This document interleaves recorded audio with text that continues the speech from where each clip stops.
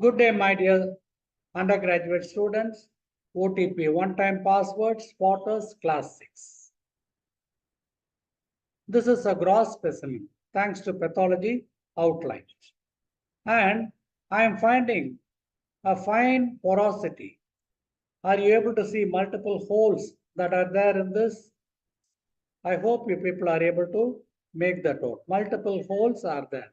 And this can be somewhat simulated to what I'm showing here.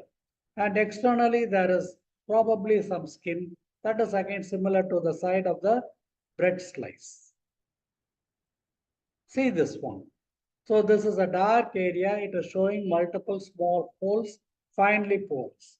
Similarly, I am able to find this, and there is some area which is pale gray white, and this is probably the supporting connective tissue.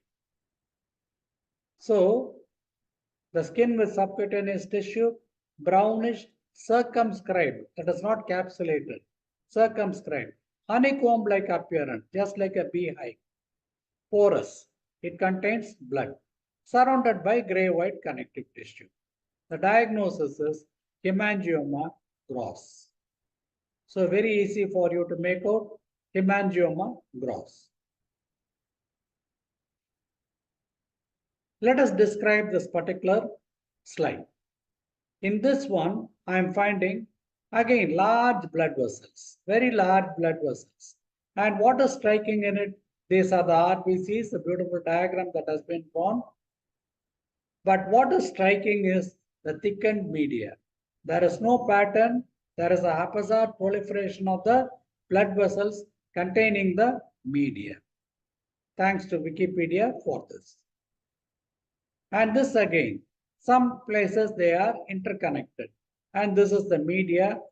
At fine magnification, I will be able to make out the endothelium. RBCs are seen. Still another one. So I hope you people are able to appreciate the hematoxylin stain of the endothelium. This is the media or the muscle wall. And this is the lumen containing the RBCs. So this is somewhat similar to multiple caves like this, which are being interconnected. So large vascular channels filled with RBCs, flattened endothelium, muscular wall or media. The diagnosis is cavernous hemangioma. Again, I would like you people to describe this next slide. Here again, just like the granulation tissue, I am finding multiple small caliber blood vessels, no media. They contain plump endothelial cells, not flattened. And in many places, they are back to back in arrangement. This is yet another one. I am finding the plump endothelial cells, no media over here. In some areas, they are all very closely packed. We call it back to back. Lesions with numerous capillaries, endothelium is plump, RBCs are seen, closely packed, back to back in appearance, no media or muscle. And the diagnosis is okay. This is another picture. Sometimes you will get lobulations. I am finding this one here, this one, and this is a large such lesion. No capsule. The diagnosis is capillary hemangioma. Abnormal proliferation of normal tissue. So it is a hamartoma. Earlier we saw cavernous hemangioma. This is capillary hemangioma. Again, describe this.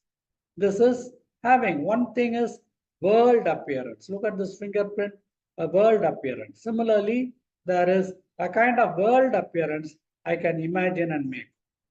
So these are all the cells. Always the blue color indicates nucleus. And these are some dividing septae which are eosinophilic. Look at this one. It is a beautiful sketch, courtesy Alami. So elongated cells, elongated nucleus with blunt ends. And sometimes when I cut them like this, I'll be finding this appearance. This is called cross section or end-on appearance. And this is a beautiful picture. This can be focused for you. Look at this bundles of spindle-shaped cells arranged in a world pattern. And This is probably the cut surface I had shown. So imagine the world pattern, elongated cells. Spindle-shaped cells, elongated nuclei, blunt ends, cigar shape. So look at this picture over here again. Closely packed, and there is a whorled appearance. The diagnosis is leiomyoma, tumor of the smoothness. This is also similar to you people, what you had seen. In this, I am able to find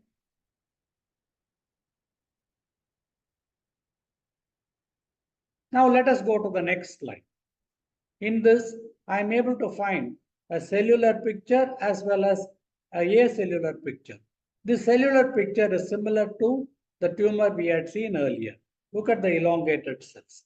Here also there are elongated cells, but more striking will be the pale eosinophilic acellular areas. That is more striking. So, tumor composed of spindle-shaped cells closely packed. The cells are closely packed. The bundles are separated by eosinophilic acellular scroll. On the left, I'm finding a normal leiomyoma. This is a leiomyoma with a hyaline change. Now look at this again.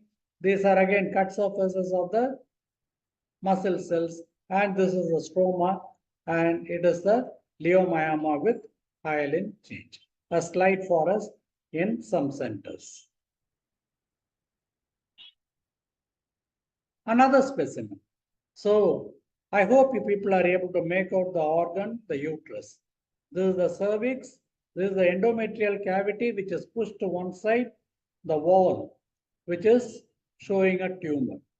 The tumor has got again a whorled appearance. It is firm, grayish white, circumscribed. Sometimes it can be multiple. In this case, it is only one. Here I am finding 1, 2, 3, 4, 5. Multiple tumors. And this is a beautiful picture, well circumscribed, pushing the endometrial cavity, and you can appreciate the whorled appearance in it. This is a normal myometry. So uterus with cervix. So this is a uterus, this is a cervix, large circumscribed tumor. Fallopian tube can be used to identify the uterus. There is a plane of cleavage. Cleavage means separation. I can make out. And the uterine cavity is pushed to one side. The diagnosis is leiomyoma gross. This brings us to the end of the 6th session.